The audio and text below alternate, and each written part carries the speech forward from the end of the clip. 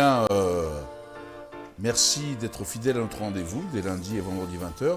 Ce soir, nous allons accueillir quelqu'un qui est original, originel, origine contrôlée, mais des origines de France. C'est un entrepreneur. Moustapha, bonsoir. Bonsoir, Aki. Alors, on est très heureux de vous accueillir parce que c'est pas tous les jours qu'on accueille un jeune, enfin jeune ou moins jeune, mais un entrepreneur, jeune entrepreneur qui effectivement travaille les produits du terroir français. Absolument, oui. Alors, Moustapha, vous êtes originaire d'où, de quel terroir vous? Alors, je suis de. Qui est Moustapha? Moustapha, c'est un Stéphanois qui a 37 ans, qui est né, qui a grandi, qui a suivi ses études à Saint-Étienne et qui, par la suite de ses études, est venu sur la région parisienne, puis a connu quelques expériences avant de se lancer à son compte pour la promotion du terroir français. Ça, c'est une de mes activités. Et la deuxième dont on parlera, c'est la création d'une supérette tout aussi originale et originelle dans un quartier populaire de Saint-Étienne. Ah, Moustapha, c'est Baman. Ouais. Le Baman, ça vient d'où ce nom Baman? On prononcera un nom anglais? Oui, c'est ça, mais je pense qu'à l'époque, avant d'arriver au Maghreb, on devait avoir des aïeux qui sont arrivés du nord de l'Europe. Non, mes parents sont originaires d'Agadir, dans le sud marocain. Vous êtes un schleur? Un schleur, exactement. Vous êtes dédié au commerce, exactement. Moustapha. Moi, je suis né dans une épicerie. Vous êtes né dans une épicerie? Exactement, tout à fait. Je suis aussi... Enfin, on est du même peuple, on Ouais, a fait pas de public, comme si on est... je suis de l'autre côté de la frontière chez Camille, mais c'est le même peuple. Les Berbères, c'est les Numides, les Ibaziriens, c'est un peuple universel, qui transcende les frontières d'aujourd'hui telles qu'on les connaît. Et puis c'est de redoutables commerçants. Et puis j'aimais bien souvent. Moi j'ai fait des études de langue, j'ai fait les études du cœur. J'ai adoré les études que j'ai fait à la fac à Saint-Étienne. Et puis j'aimais souvent à dire lors des entretiens que j'ai pas fait l'école de commerce, mais j'ai fait l'école du commerce, le vrai, celui où on va au contact des gens, celui où on gère une épicerie de manière très rigoureuse. Et même si on n'a pas forcément, j'ai un père qui a, que je porte en admiration parce que c'est un vrai personnage qui est arrivé en France dans les années 70, qui a eu le courage de monter son commerce à Saint-Étienne à une époque où c'était pas forcément la plus facile et qui nous a transmis énormément de valeurs et de principes qui aujourd'hui nous habitent et qu'on essaye de perpétuer à notre tour. Il a monté une épicerie, Ouais, c'est une épicerie, ouais. Et on le voit bien, on en a beaucoup déjà qui croient que j'ai un bon oeil à Ami Saïd, que je salue s'il nous regarde, et qui est joueur et tout ça. J'ai à la place d'Italie, juste là où on prend le café, il faut que tu saches que aux Libertés, d'ailleurs, le générique qui était tourné là-bas, la boulangerie qui est juste à côté, c'est un joueur aussi, que je salue, où je vais chercher Tamtunt, vos trucs, je vais chercher vos Paltarum, Tom Z, c'est chez lui. Donc voilà, donc on a des termes pour les gens, mais c'est vrai que c'est des commerçants dans l'âme, les Berbères en général, mais les Schleurs en particulier, comme les Mozambites et d'autres. Et c'est souvent une grosse erreur quand on dit l'arabe du coin, on devrait dire le berbère du coin, parce que dans la très grande majorité, ils sont berbères, c'est ça le paradoxe. Ouais. Alors, comment Moustapha Baman, un fils d'épicier, Schleur, d'Agadir, se retrouve dans le monde de l'épicerie fine, et en plus avec un bel article, double page, et puis la suite. Comment on se retrouve avec France Originelle là-dessus? Comment on arrive là? C'est quoi ce parcours d'entrepreneur pour arriver à ça? Alors j'ai un parcours d'entrepreneur à la suite qui n'est pas arrivé tout de suite à la fin de mes études. Je suis arrivé sur la région parisienne où j'ai intégré un premier groupe de distribution au sein des services logistiques internationaux. Puis j'ai bourlingué sur une autre activité de commerce de vêtements pour enfants qui m'a amené à travailler avec le Moyen-Orient et avec le Maghreb. De là, je suis allé travailler au Maroc, puis un retour en France où j'ai travaillé dans la logistique pétrolière, un passage à vide. Et c'est ce passage à vide qui a été... c'était un moment de chômage assez difficile, mais qui m'a aussi permis de prendre du recul par rapport à ce que je voulais vraiment faire. Et c'est là, à ce moment-là, que je me suis dit qu'il fallait vraiment que je crée quelque chose.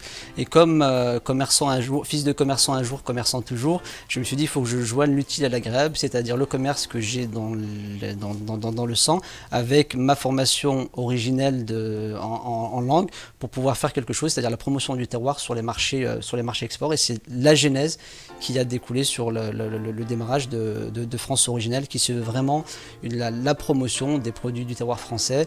Dans un premier temps, c'était exclusivement dédié sur les marchés export, mais comme on est sur des processus relativement longs et que j'ai eu pas mal de demandes sur les marchés français qu'au début je ne traitais pas, voilà, depuis un certain temps, je me suis refocalisé sur Paris, tout en continuant à travailler sur le Moyen-Orient et sur le Maghreb. On a par exemple nos macarons qui sont aujourd'hui proposés à l'ambassade de France à Dublin par monsieur l'ambassadeur lors des grands événements. On a le produit phare qui était le macaron, qui a été primé lors d'un concours gastronomique au Canada. Et là, on travaille depuis un certain temps sur une gamme qui est vraiment très innovante. Alors, on ne peut pas dire que ce soit du vin sans alcool, mais de produits vraiment du terroir du sud de la France, qui va se rapprocher le plus du vin et du champagne, et sur lesquels on a énormément de demandes aujourd'hui sur les marchés à l'export. Voilà. C'est très bien, c'est joué comme plein de choses. Et alors, c'est quoi les produits terroirs que vous nous vendez la plupart du temps? C'est souvent, qu'est-ce qui est le plus demandé? Le fromage, c'est quoi? Alors, c'est pour les Français, comme ça? Il y a le fameux, alors on a l'image d'Épinal du français, c'est-à-dire le béret avec la baguette, le fromage et le bouteille de vin. Donc voilà. Alors sur le fromage, c'est des produits qui sont relativement compliqués pour la petite structure que je suis à travailler, mais on a vraiment d'autres produits. On a notamment tout ce qui va tourner autour du vin, avec notamment la marque, alors je ne sais pas si j'ai le droit de la citer, le petit béret, je la cite quand même, parce que c'est une initiative vraiment très, très intéressante. On va avoir tous les produits liés autour de la boulangerie, pâtisserie. Vous pouvez la citer quand c'est pour aider des jeunes, des gens qui sont engagés, producteurs de ça. C'est le cas. Voilà. C'est le cas. Quand c'est des grandes marques. Non, c'est pas des grandes. Non, c'est pas, voilà, pas des grandes. Et ils ont d'autant plus de mérite que c'est une start-up qui est basée dans le sud de la France, à Béziers. C'est quand même assez original, il faut le souligner, chez la ville de notre du fameux maire, monsieur très ouvert d'esprit, à envoyer les gens vers la mer. Exactement, voilà. Donc plutôt que d'envoyer les gens sur la mer, les fondateurs ont décidé d'envoyer les produits outre-mer pour pouvoir vanter les mérites des vignobles et de la production française en termes de produits à base de raisins. Donc on va voir ces types de produits, et puis on va tous les produits qui vont tourner autour de la boulangerie, de la pâtisserie. J'ai cité le macaron, j'ai cité aussi les berlingots, tout ce qui va être vraiment lié au savoir-faire et au raffinement à la française. Ah, c'est intéressant. C'est intéressant. Donc ça, c'est intéressant parce que le macaron, c'est vrai que tout le monde en consomme. C'est un des produits, c'est des produits les plus consommés dans le monde? Sincèrement, je ne sais pas. Non, je pense que l'un des produits les plus consommés, c'est un produit américain avec une étiquette rouge. Voilà. Donc, à mon avis, je parle des produits français, mais là, ceux-là, les produits américains sont plus. Je pense qu'ils arrivent tous dans le top 10, je pense, la consommation.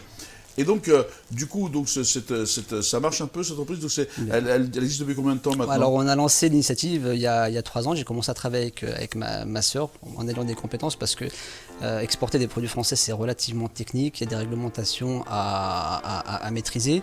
Et c'est là où ma frangine a été d'un support très, très important. Schleur, commerçante. Commerçante. On est tous des enfants de commerçants. Donc, on est tous passés par la case épicerie à un moment donné. Donc, c'est l'école du commerce, l'école de la vie. Parce que c'est là où on apprend à se désinhiber, c'est là où on apprend à rencontrer l'autre, à aller côtoyer, à s'ouvrir vraiment au monde, à la société telle qu'elle est. Et donc elle a suivi plus un parcours scientifique avec des études en biologie, si je ne dis pas de bêtises, et une double formation par la suite en qualiticienne. Ah oui, quand même. Voilà. Non, elle est très douée, je dis pas ça parce que c'est ma sœur. Elle est très très douée dans ce qu'elle fait. Tu peux la saluer, Moustapha? Je la salue, Fatima, je te salue. Ah oui, non. On est très famille dans les affaires. Vous êtes combien de frères et sœurs? En tout, on est 5 garçons et une fille. Donc la parité est parfaitement respectée.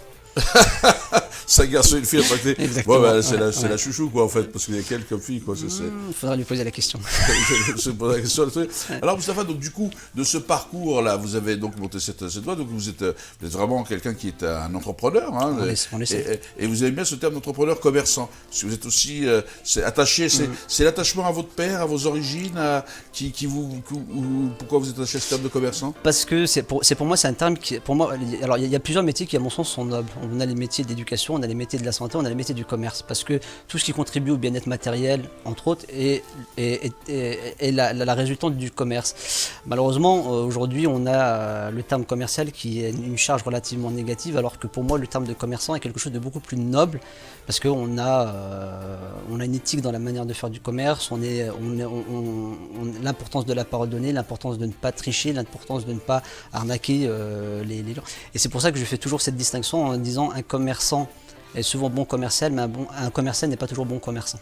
Et je fais toujours la distinction entre les deux, parce que parce que j'ai pu bourlinguer dans certaines boîtes où j'ai vu des commerciaux, ça donnait à des activités vendre pour vendre, quitte à mentir, quitte à exagérer, quitte à faire des choses qui ne sont pas toujours très éthiques. Et moi, je reste tout le temps en permanence. Moi, j'ai l'image de mon père qui est présente dans mon esprit, avec une éthique, avec une sincérité indéniable. Oui, absolument. On peut le saluer aussi. Papa, maman aussi. Voilà, il n'oublie pas qu'à ça. Oui, non. Comme dirait l'autre, c'est les auteurs de l'auteur. Donc après. Ouais. Et donc, du coup, effectivement, j'aime beaucoup votre définition de dire le commerçant et le commerçant. Donc, du coup, ce côté commerçant, vous l'avez gardé aussi parce que absolument. Je crois savoir que vous avez aussi ouvert une supérette un peu particulière dans un quartier de Saint-Étienne, un peu dit entre guillemets difficile ou sensible. Voilà. Les gens des quartiers sensibles sont très sensibles, donc voilà. Le quartier porte bien son nom.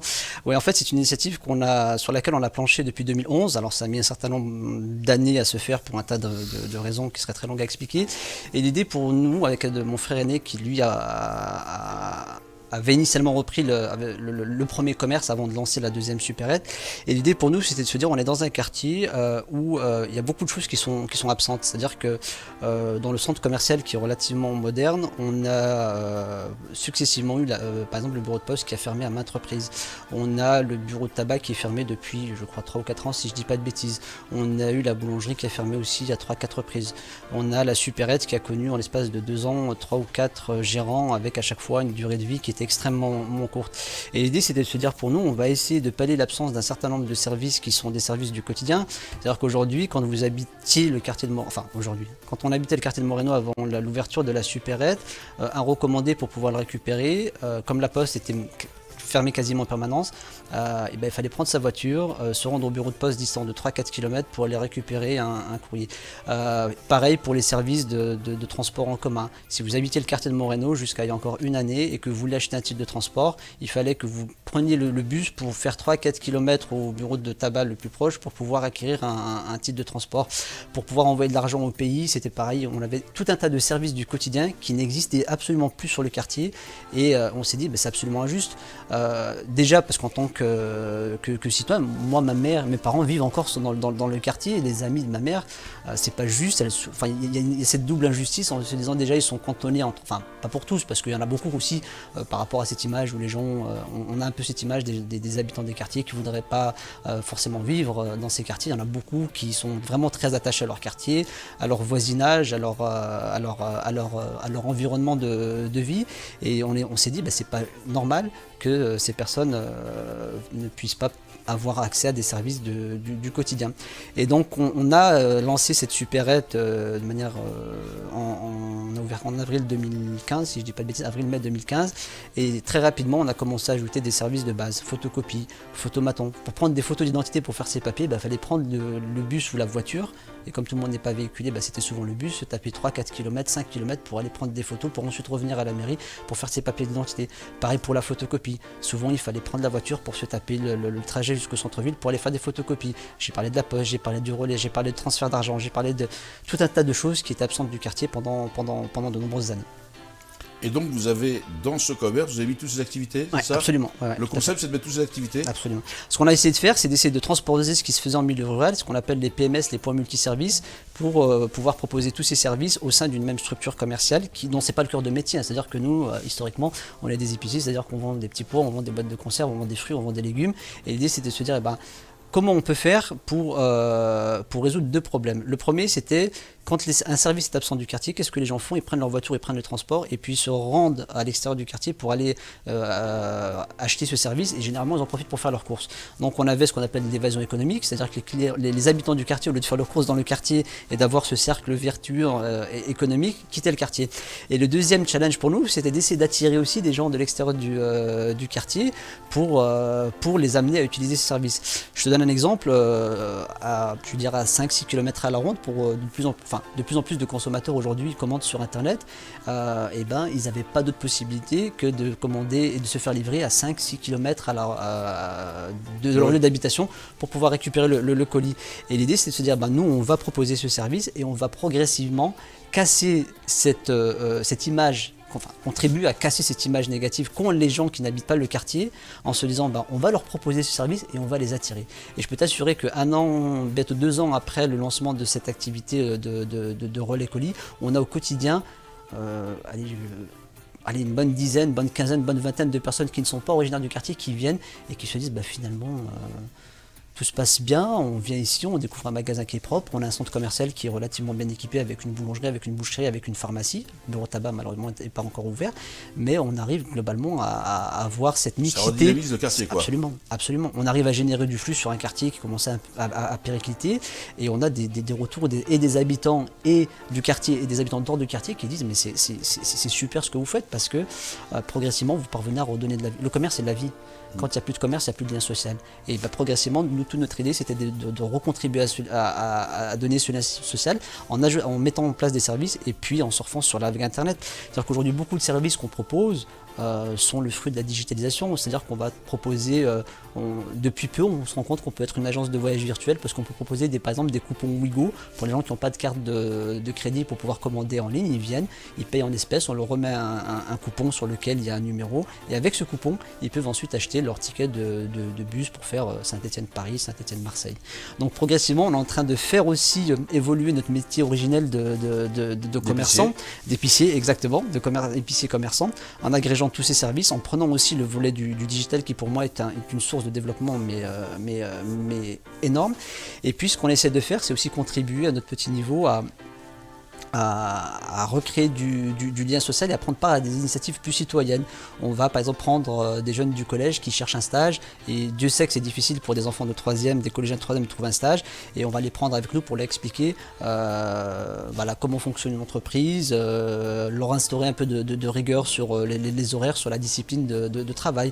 On a dernièrement lancé une initiative avec alors je sais plus si c'était l'école maternelle ou l'école primaire du coin pour faire une petite virée avec les écoliers pour faire un atelier de travaux pratiques en disant plutôt que de faire du calcul 2 plus 2 égale 4 sur un tableau, on va venir chez le commerçant et puis on va dire si je prends 1 kg de courgettes à 2 € plus 1 kg de tomates à 2 €, combien ça va me coûter à la fin. Donc l'idée vraiment pour nous c'est de vraiment remettre le commerce dans son environnement social et contribuer à recréer du lien et à être vraiment une force de proposition par rapport à ça.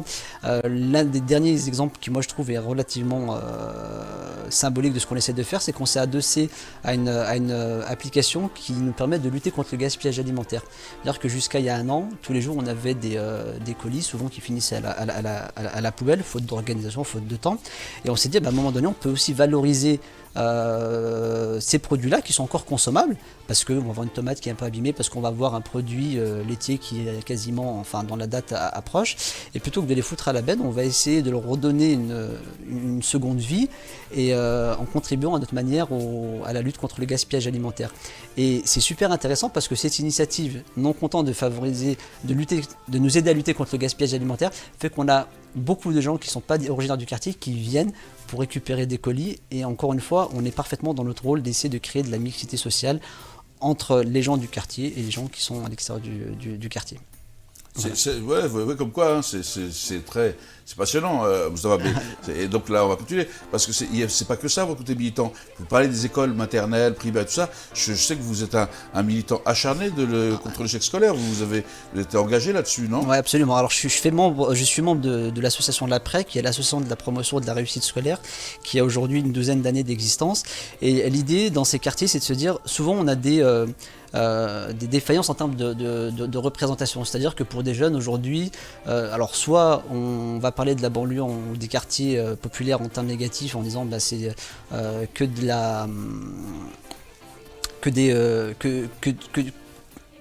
quartiers où il n'y a que des problèmes, ou soit la seule manière de réussite c'est via le sport, via la musique, via tout ce qu'on peut trouver à la télé. Alors j'ai rien contre les sportifs et les artistes, au contraire il en faut, mais l'idée c'était aussi de proposer des alternatives, des exemples de réussite. Après chacun mettra ce qu'il veut derrière la réussite, et en allant de manière très concrète, en allant dans les collèges qui sont situés dans les quartiers prioritaires, et le estampillé ZUP, ZEP, bref, tout ce que tu veux, pour présenter nos parcours et pour essayer de susciter des vocations, planter une petite graine de motivation en disant vous pouvez et vous devez être les acteurs de votre orientation et que si vous vous donnez les moyens, alors il ne faut pas d'angélisme, on sait qu'il y a beaucoup de problèmes, de difficultés, mais au travers de nos parcours, on essaie de leur dire que si on se donne les moyens d'y arriver, on peut arriver demain à être entrepreneur, à être avocat, à être plombier, enfin il n'y a pas de sous-métier, à être coiffeur, à être... Voilà. L'idée pour nous c'est vraiment d'essayer de les amener à être les acteurs de leur propre orientation et à se renseigner pour essayer de trouver un domaine qui puisse les intéresser. Et à titre personnel, je fais ça depuis 6-7 ans. Franchement, alors des fois c'est difficile de motiver un petit peu une classe, mais moi j'ai des anecdotes qui, quand j'y repense encore, me font vraiment frémir. Lors d'une intervention dans le 18e, j'avais c'était une collégienne qui devait avoir 12-13 ans, qui à la fin, alors je pense qu'elle était d'origine malienne ou sénégalaise, vraiment une très belle petite fille avec une peau mais magnifique, et qui me regarde avec des grands yeux, qui se rend à la fin de l'intervention, qui me dit mais monsieur merci. Je dis bah non, merci à vous de m'avoir accueilli, en plus c'était une classe charmante, qui était super, qui a participé énormément, qui était très, très dynamique, et elle me dit bah non, c'est moi qui vous remercie monsieur, parce que grâce à vous je me suis rendu compte que je pouvais être intelligente. Ouais, c'est ça le but. C'est bien. Et donc ça fait, c'est un vrai travail de, enfin, ça te prend beaucoup de temps. C'est quand même. Alors ça prend plus de temps au président et aux gens qui organisent l'activité de l'association au quotidien, mais de manière très concrète pour les autres membres de l'association, on essaie de demander une disponibilité de 2 à 3 demi-journées par année scolaire, ce qui n'est pas énorme, pour pouvoir prêcher la bonne parole auprès des collégiens dans ces quartiers. Donc voilà, alors ça nécessite de poser une demi-journée ou une journée, pour les gens qui sont salariés, de poser un jour de congé ou RTT, mais les gens ont vraiment la chandelle. Ouais. C'est vrai qu'effectivement, le jour de chandelle. Alors on a bien vu ce parcours habitant entre l'épicerie fine et essayer de valoriser, parce que c'est de l'engagement aussi. Les gens voient que l'engagement, c'est de la solidarité, parce que ça permet de faire travailler ces gens. C'est un tissu économique, donc c'est un engagement, la promotion des produits français. Ce nouveau concept de plateforme multiservice d'épicerie, mais qui en même temps rend des services et qui recrée du lien, tisse du lien, redonne de la vie à un quartier en faisant des gens. Donc, parce que l'économie redonne de la vie, c'est un levier, mais c'est savoir quelle économie on veut. Donc on voit bien, et puis ton engagement, in fine, pour contre l'échec scolaire, pour aller parler de tout ça, c'est cohérent en fin de compte, tu as une certaine cohérence dans ton engagement au quotidien, Moustapha? La cohérence, après, ça va être les finalités qu'on va mettre derrière cette cohérence. C'est-à-dire que l'idée pour moi, c'est d'essayer de trouver un sens à ma vie et après de trouver des applications concrètes sur le plan du commerce, en se disant on va essayer de faire du commerce de manière éthique, en essayant sur la partie épicerie fine de valoriser le terroir et les producteurs. Alors, sachant que moi je travaille quasi exclusivement avec des petites structures, c'est-à-dire que c'est souvent des petites structures familiales où on a le couple qui va faire les macarons avec 1 ou 2 employés, et l'idée c'est aussi pour nous de valoriser ce savoir-faire-là et de le perpétuer. Et je dis souvent, la notion pour moi de pouvoir d'achat, c'est pas simplement la quantité de biens qu'on peut acquérir, c'est quelle économie je promeus, quel modèle de société, quel modèle de société je cautionne à travers mon acte d'achat. Est-ce qu'on va décider simplement de donner de l'argent à des grosses multinationales, ou est-ce qu'on va essayer à notre petit niveau de contribuer à une économie qui soit beaucoup plus respectueuse du savoir-faire, des traditions, et qui permette à des petites structures de se développer. Alors ça c'est sur le volant plus commerçant, et après c'est de se dire on a connu un certain nombre de difficultés à travers nos parcours scolaires, universitaires, la recherche d'emploi, et c'est de se dire comment on peut être une passerelle pour essayer de faciliter l'accès à la citoyenneté, l'accès au monde du travail à ces jeunes qui souvent sont en manque de repères et qui n'ont pas... il ne faut pas le reprocher, je veux dire, on ne peut pas arriver avec, tu sais, dans ces quartiers, je ne sais pas toi que je vais l'apprendre, il y a énormément de difficultés, il y a énormément de handicap, et beaucoup de ces jeunes, ils partent avec un laisse qui est immense, et on leur demande de trouver un emploi alors qu'on ne leur a pas donné les codes, alors qu'on ne leur a pas forcément appris à enseigner, mais à un moment donné, c'est ce que je dis aussi, c'est que si la société, entre guillemets, n'a pas fait le nécessaire, c'est que chacun a la responsabilité individuelle de se prendre en charge, de se prendre en main pour pouvoir faire le parcours et pour pouvoir cheminer vers la réussite. Merci Moustapha Baman en tous les cas pour ces explications et cette conclusion, parce que c'est une conclusion, on est responsable. Tout à l'heure on parlait d'État, l'État c'est nous, avec la fois qu'à notre invité. Je crois que les gens oublient quand même leurs responsabilités, et comme vous l'avez dit, sur l'engagement, c'est aussi, ça prend pas beaucoup de temps d'aller consommer responsable, d'aller voir l'épicier du coin qui lui est un commerçant et non pas un commerçant qui essaie de vous ouvrir la voie. Ça prend pas beaucoup de temps et ça contribue, parce que c'est comme ça aussi qu'on les fait vivre, parce que tout le monde veut du commerce de proximité et personne n'y va. Donc à un moment donné ça vit pas. Donc il faut aussi y aller, même si ça a un coût, les gens, mais il y a le service qui va avec. Il faut aussi, comme vous l'avez dit, essayer de prendre du temps sur soi, une semaine, un jour par-ci, 3 jours par an s'il le faut, 2 jours. C'est-à-dire qu'on doit tous apporter sa petite pierre. On a tous sa petite pierre à l'édifice. C'est l'ensemble de ces pierres qui fait l'édifice, et non pas, il n'y a pas de pierre plus importante que d'autres. Et quelle que soit la grosseur de la pierre, elles ont tout un rôle. Si on en enlève une, c'est tout l'édifice qui bascule. Donc sur ces belles paroles, Moustapha, on va se quitter. Merci d'être venu. Merci à toi de m'avoir invité. Merci à vous toutes et tous qui faites le succès de cette émission, le fait qui permettait justement de découvrir ces talents que l'on a et dont la France regorge, qu'on ne voit pas toujours, à qui malheureusement on ne donne pas toujours la parole.